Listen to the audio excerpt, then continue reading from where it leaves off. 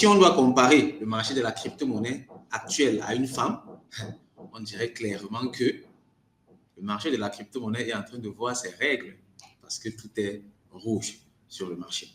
Ici, l'objectif, c'est juste de t'expliquer les raisons pour lesquelles le marché est rouge ainsi, parce que c'est très important de le savoir afin de mieux te comporter sur le marché et ne pas prendre panique. Il y a plusieurs causes à cela. La liste est non exhaustive. Ici, on va parler juste de quelques-unes et ensuite, tu pourras donc comme ça prendre tes décisions en connaissance de cause.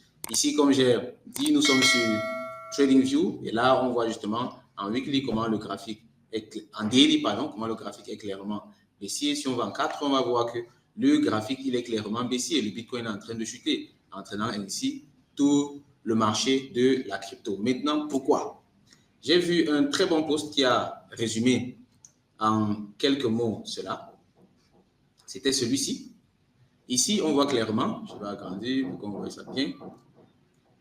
Ça, c'est Laila Hypean. Donc, c'est une éducatrice, influenceuse crypto. Et ici, donc, elle donne 3 raisons pour lesquelles le marché crypto est en chute libre. Et les 3 raisons m'ont beaucoup intéressé. Première raison, Mt. Gox is preparing to sell 143 000 BTC to its creditor. Donc, Mt. Gox se prépare à vendre 143 000 Bitcoins à ses créditeurs. Ça, c'est une grosse nouvelle. Mt. Gox, pour ceux qui ne connaissent pas, c'est un vieux exchange du Japon. Dans les années 2010, il contrôlait plus de 70% des activités Bitcoin, achat, vente dans le monde entier. Mais il y a eu un scandale autour d'eux avec des cas de vol, des cas de détournement de Bitcoin et tout ça. Ça a donc fait en sorte qu'en 2014, je crois, ils ont déposé le bilan. Ils ont demandé donc qu'on les enregistre pour la faillite. Et le processus s'est donc suivi jusqu'à aujourd'hui où ils sont prêts maintenant à rembourser ou bien à redonner les Bitcoins des créditeurs, de ceux à qui ils doivent de l'argent.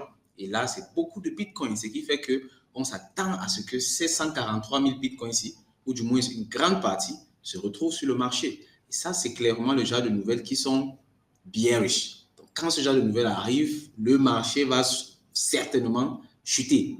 Donc, ça, c'est la première raison, l'une des grosses raisons. Deuxième raison, qui n'est également pas du tout négligeable, c'est que les ETF sont en train de chuter.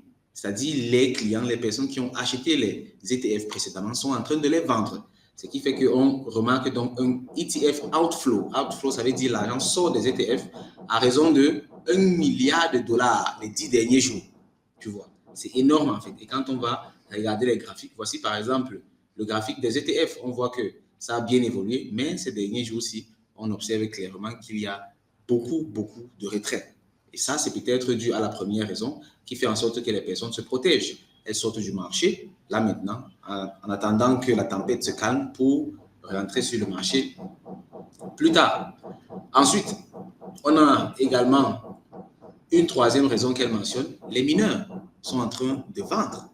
Ce qu'il faut savoir ici, c'est que les mineurs ont un gros problème après chaque halving. Après le halving, la quantité de Bitcoin qui sont produits par le minage divise par 2. Ce qui fait que quand un mineur n'est pas vraiment paré financièrement, le temps de traverser la phase de turbulence, c'est-à-dire à partir du halving où le nombre de pièces se divise par 2, et le moment où le Bitcoin prend la valeur jusqu'à ce qu'il puisse rentrer dans ses frais à nouveau, peut être très compliqué.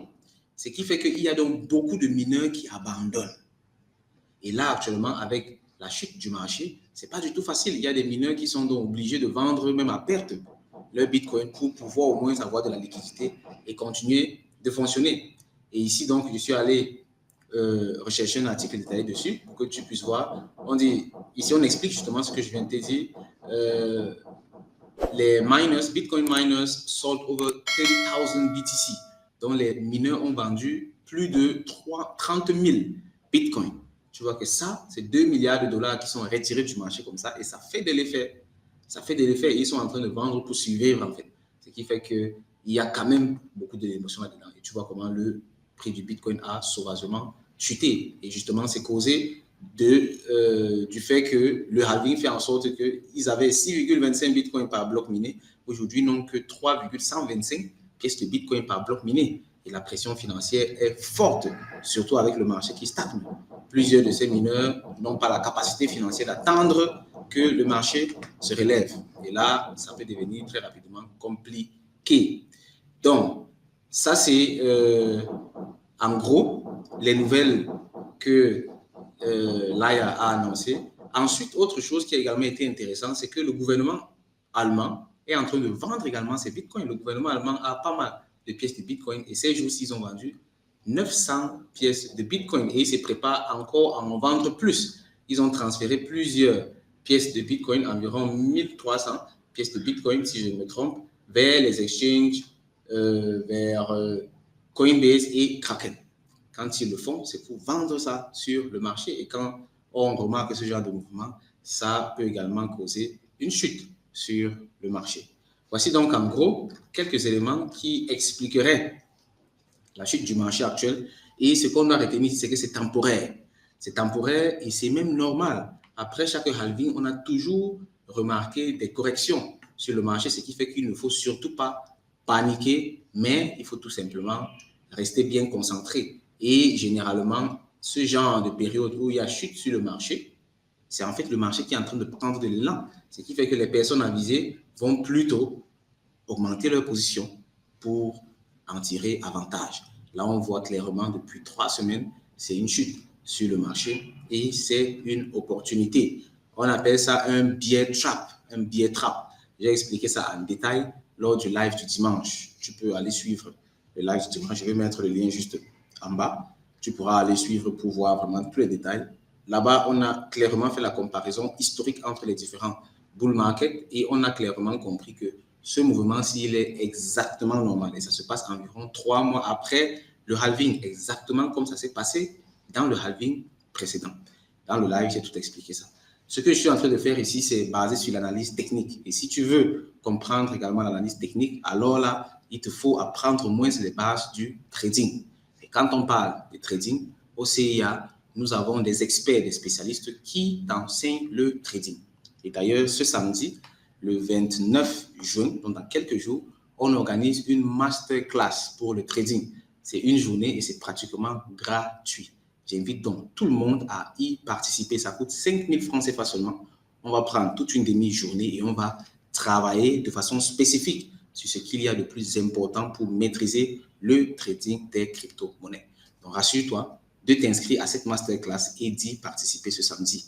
Pour ceux qui ne seront pas disponibles le samedi, l'enregistrement est là pour pouvoir se rattraper plus tard. Le lien, juste en commentaire, tu t'inscris et on se retrouve samedi. C'était tout pour ce cours live actualité pour que tu saches exactement ce qui se passe sur le marché. On se retrouve dans une prochaine vidéo. Au revoir camarades. Bye bye.